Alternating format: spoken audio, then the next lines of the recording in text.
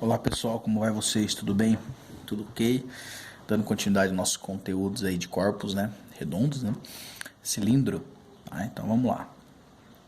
O cilindro é um sólido classificado entre os corpos redondos, né? Como o professor acabou de mencionar aí com vocês, né? Por apresentar superfície lateral não plana. Diversos objetos têm a forma do cilindro. Então, de forma tradicional, aí, temos um caminhão-tanque, né? Cilíndrico. De maneira curiosa, né? O caminhão-tanque aí, ele é cilíndrico porque ele utiliza aí o maior volume possível, né? Com um melhor aproveitamento aí do material do tanque, tá? Depois nós temos aí esse cilindro, né? O cilindro aí tradicional de fazer pão. Muito bem. Vamos estudar então os cilindros e suas particularidades aí. Então o cilindro ele é formado por uma base inferior, uma base superior e uma única, teoricamente, área lateral, tá? Porém, essa área lateral, nós temos aí o eixo principal, né, o eixo de origem, né, o eixo de simetria. Ele vai ter uma altura, então na parte de cima, chamada de base superior, parte de baixo, base inferior, superfície lateral, que é todo envolto aqui, né? E a geratriz. Então vamos destacar alguns conteúdos aí. Entre eles, esse aqui é o mais importante. Ó. Quando eu tenho paralelepípedo, tá? A linha que liga ele ao vértice nós chamamos de aresta, tá? Então nesse caso, em corpos redondos, o nome não é aresta, e sim geratriz. Eu estou vendo essa linha aqui, na realidade ela não existe, né? Ela é uma linha, ele é unitário, tá? Circular unitário. Mas, como eu estou tendo uma perspectiva de visão de cima para baixo, forma-se uma linha aqui delimitando aí o meu campo de visão. Então, essa linha chama-se geratriz, né? Como a gente já viu em tempos anteriores aí, esse ângulo de inclinação, tá? Esse ângulo de inclinação é chamado aí então de oblíquo. Né? Então, no mesmo esquema, né? Base superior, base inferior, superfície lateral e geratriz, né? E tem a altura, né? Lembrando que a altura eu não posso medir assim, nesse caso, sempre externa, tá? Porque tem a compensação angular aqui. Muito bem. Eixo.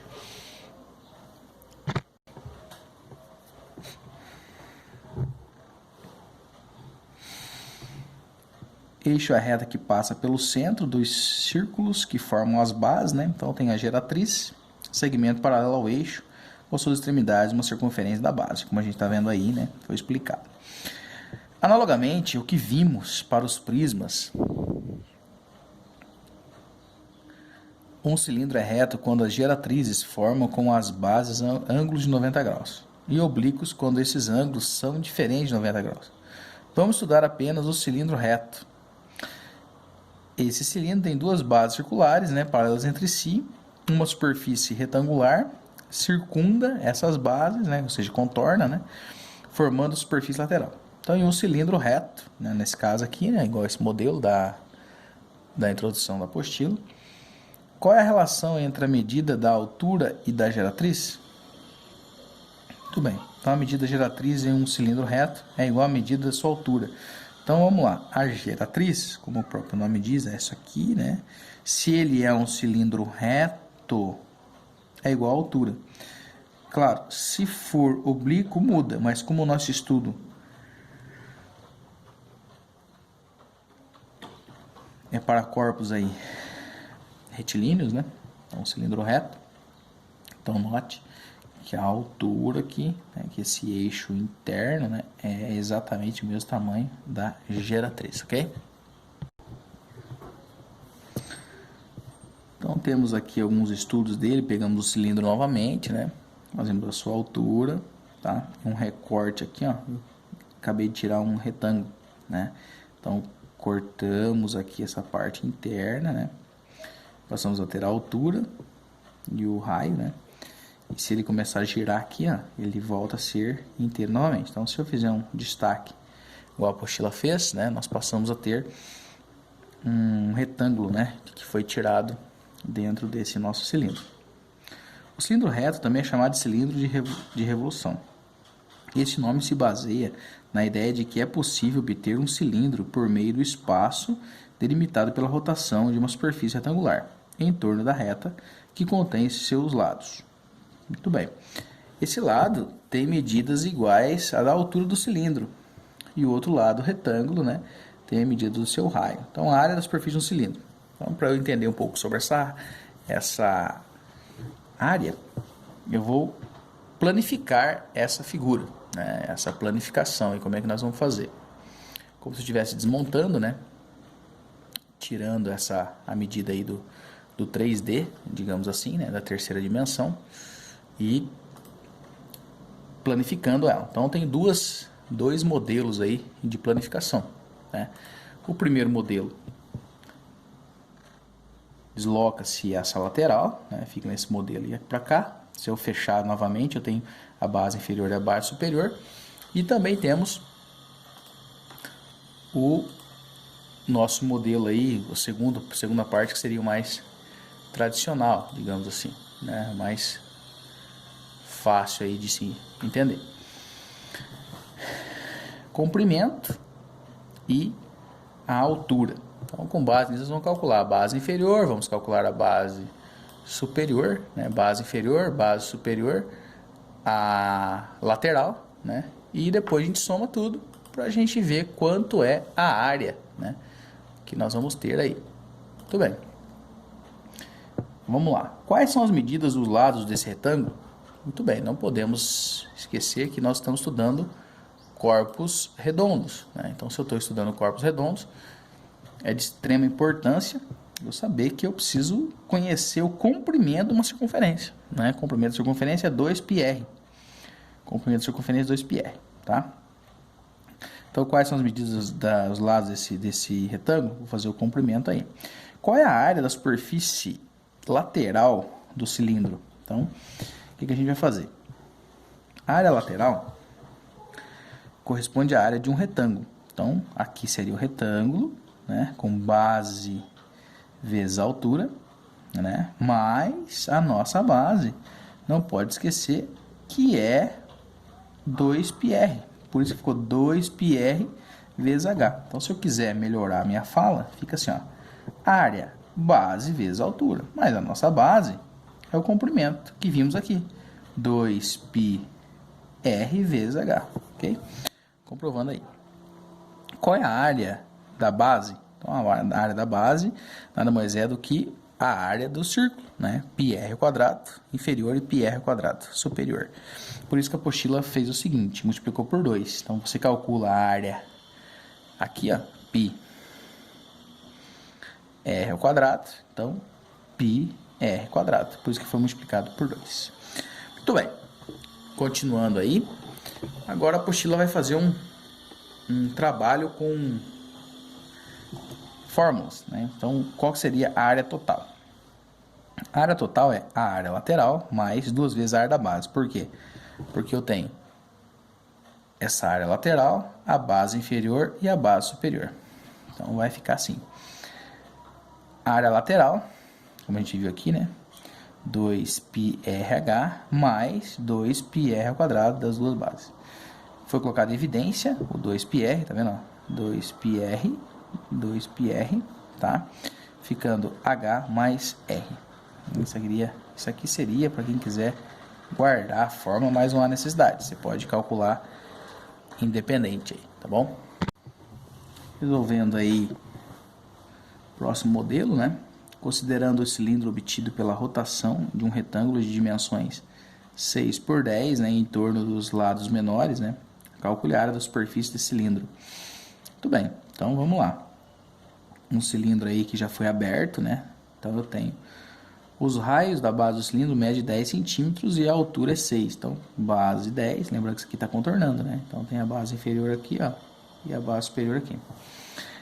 Então, a área total seria o quê? 2πr vezes h mais 2πr quadrado. Então, a apostila usou a fórmula aí que foi dada na página anterior, né? Muito bem. Com base nisso, a gente faz, então, os valores, né? O raio aqui, né? Você vai utilizar como 10, né? Que é o contorno, apenas o contorno, vezes a altura 6. e assim por diante, tá bom? Não se esqueça que está tendo contorno aqui, né? Por isso que utilizou como 10. Beleza? Então, depois o número 2 vamos tentar fazer. 3.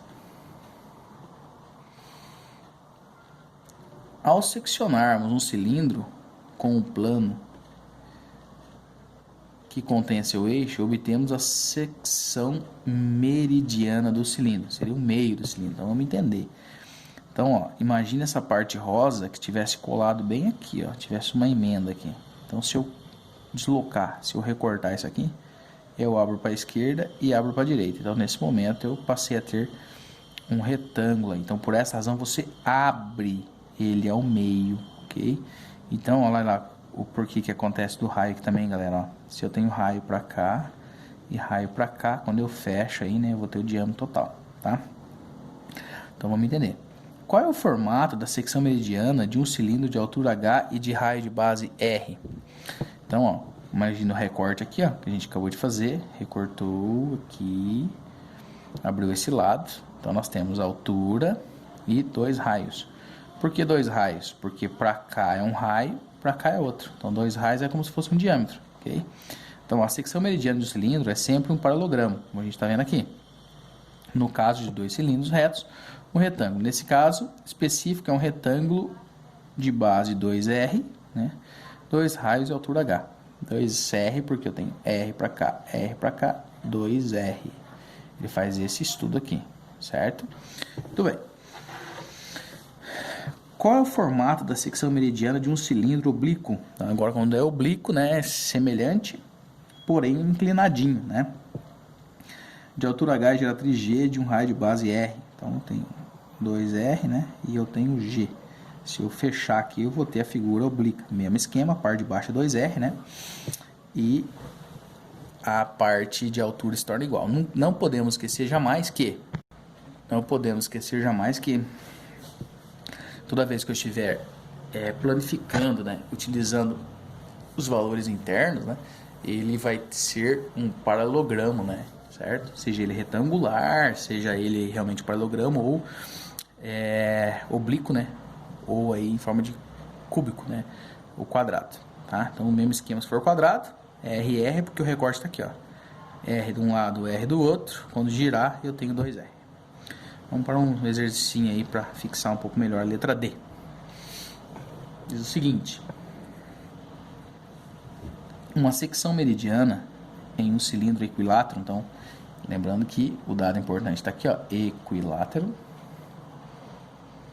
de altura 5 centímetros, que é a altura, forma 2 semicilindros. Calcule a área da superfície de um desses semicilindros, né?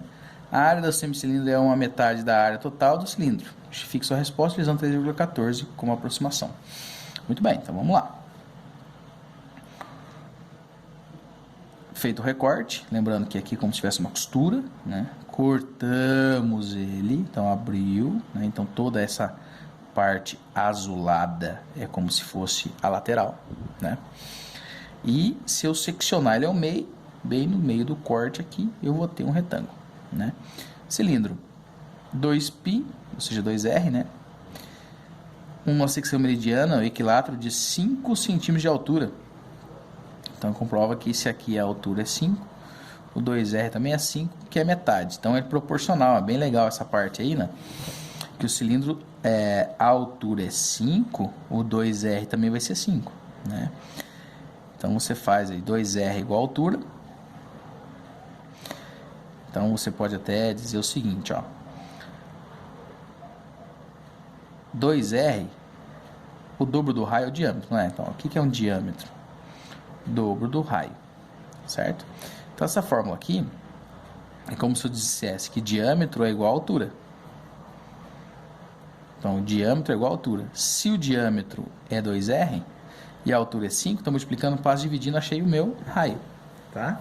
Bem facinho aí. A área total, né, lá dos exercícios vistos anteriormente, né, a área total 2πr vezes a altura mais 2πr quadrado. 2, o π 3,14, o raio acabamos de ver aqui que é 2,5, altura 5, mais 2, 3,5, 2,5 quadrado, fazendo as contas aí, chegamos a 117,75. Se ele pediu semicírculo, é porque foi seccionado. Então, tudo isso é dividido por 2, né? Eu vou pegar a área total, vou dividir por 2, como a gente viu aqui, e a área da secção meridiana. Então, o que é isso aqui? Secção meridiana. Isso aqui é o meu 2R, que é 5, e a altura também 5. Ó. Então, 5 e 5. 5 e 5. Multiplicando aí, nós temos o valor do 83.875. Então, lembrando que a área do semicírculo é maior que a metade da área total do cilindro, pois é necessário acrescentar a área da secção meridiana à área desse cilindro. Okay? Bom, dando continuidade aí, agora nós vamos falar um pouquinho sobre o volume. Então, o volume, nesse caso aí, a apostila vai trazer uma explicação. Se eu tenho um corpo circular, quanto mais pedacinhos eu dividir, mais próximo a uma circunferência total eu vou chegar, e automaticamente, se eu seccionar e cortar todos esses pedacinhos, eu vou chegar o mais próximo possível desse contorno, tá? Contorno de arco circunférico, né? Vamos ler aí o enunciado. É possível desenvolver uma forma para calcular o volume do cilindro. Aproveitando a ideia de utilizar o volume anterior como cálculo de área do círculo, usando um raciocínio análogo, vamos fazer a mesma ideia com os prismas. Então, aqui eu tenho o cilindro, aqui é a parte de baixo. Então, a apostila fez um recorte nessa base, né, a área da base, e colocou aqui. Tá? Então, note, por exemplo, que se eu tiver... aqui eu tenho um triângulo. Então, fizemos aí retângulos. E aqui, azulzinho, eu tenho um triângulo. Se eu somar esse pedacinho com esse... ou se eu recortar esse pedacinho, eu tenho um triângulo retângulo, um triângulo retângulo. Se eu colar aqui, eu vou ter o quê? Eu vou ter nada mais, nada menos do que um quadrado, né? Então, quando você divide aqui maior quantidade de quadrados, eu estou chegando à perfeição aí da circunferência. Então, eu vou usar a altura, vou usar o raio, a área da base. Assim, podemos afirmar que o volume do cilindro é a área da base vezes a altura, com certeza, né? Sabemos que quando eu calculo a área da base e multiplico a altura, essa base, ela é um círculo, portanto, a área do círculo é πr quadrado. Por isso que está aqui, πr quadrado vezes a altura, né? Aí a apostila vai trazer alguns outros modelos, né, de corpos aí, um em cima do outro. Esse, claro, você vai multiplicar por 2, tem 2 planos, mas o tamanho é o mesmo. Depois vocês dão uma lida aí na aula texto, para vocês verem a ideia da construção gráfica aí. Resolver alguns exercícios aí para a gente fixar, né, essa ideia, principalmente aí os da nossa apostila, tá? Uma coisa importante, até fiz uma citação aqui, ó, eu já tinha explicado aqui agora na aula demonstrativa, mas por gentileza anote aí bem grande em cima, igual o professor fez, que o diâmetro é igual à altura, né? E o que é o diâmetro? O dobro do raio. Então, toda vez que eu trouxer a minha altura, eu sei que essa altura é igual ao diâmetro. Se a altura é igual ao diâmetro, nós conseguimos achar o raio, tá bom? Resolvendo o exercício então. Uma lata de tinta com formato cilíndrico, como a gente está vendo aqui, tem 35 centímetros de altura. Então, 35 centímetros de altura. E 30 centímetros de diâmetro. Então, forneceu o diâmetro aí. Medidas internas. Qual é a capacidade dessa lata em litros? Vamos utilizar, então, o π como 3,14. Então, a explicação, a apostila vai trazer um conceito que o professor já vem explicando há um bom tempo para vocês, que é aquelas conversões. Eu já até fiz na lousa várias vezes, né? Porque que um decímetro cúbico é igual a 1 litro, né? Já expliquei aí em tempos anteriores, com certeza vocês têm no caderno, tá? Então, 1 litro corresponde a 1 decímetro cúbico, né? Então, 1 litro é igual a 1 decímetro cúbico, né? Tudo bem. Então, vamos transformar, né, as dimensões em decímetro aí. Então, 36 centímetros. Eu vou dividir por 10, eu caí para decímetro, tá? E 30 centímetros, se eu dividir por 10, 3 decímetros. Vou trabalhar tudo em decímetro, porque eu sei que ela pediu conversão em litro. Ok? Naquela escala aí, né? Quilômetro, hectômetro, né? Que nós já tínhamos estudado. É a mesma coisa quando eu trabalho aí cúbico, né? Então, quando eu quero decímetro para centímetro, eu retorno, né? Retornar e dividir por 10, tá? divide por 10 e divide por 10. Beleza? Feito isso, 3 decímetros. Vamos calcular a área, o volume da lata. Área da base, né? Volume é a área da base vezes a altura. A área da base é πr quadrado vezes a altura, que é h. O π 3,14, o raio é 1,5 quadrado, né? Por que ele é 1,5 quadrado o raio? A gente viu aqui em cima. Se eu tenho decímetro aqui, ó, ele já forneceu o diâmetro. Quando eu dividir por 2, eu vou ter o meu raio. Então, 3 dividido por 2 dá 1,5. Tomar muito cuidado aqui, certo? Por causa dessa citação aqui de cima. Vezes 3,5. Multiplica tudo. Resposta final aí. 24,72. Então, se é 24,72 é decímetros cúbicos, a capacidade da lata também vai ser em litros aí, igual, ok? Muito bem. Então, quem tiver um pouco de dúvida, né, nas conversões, lembrando que o professor faz assim, ó, quilômetro, hectômetro,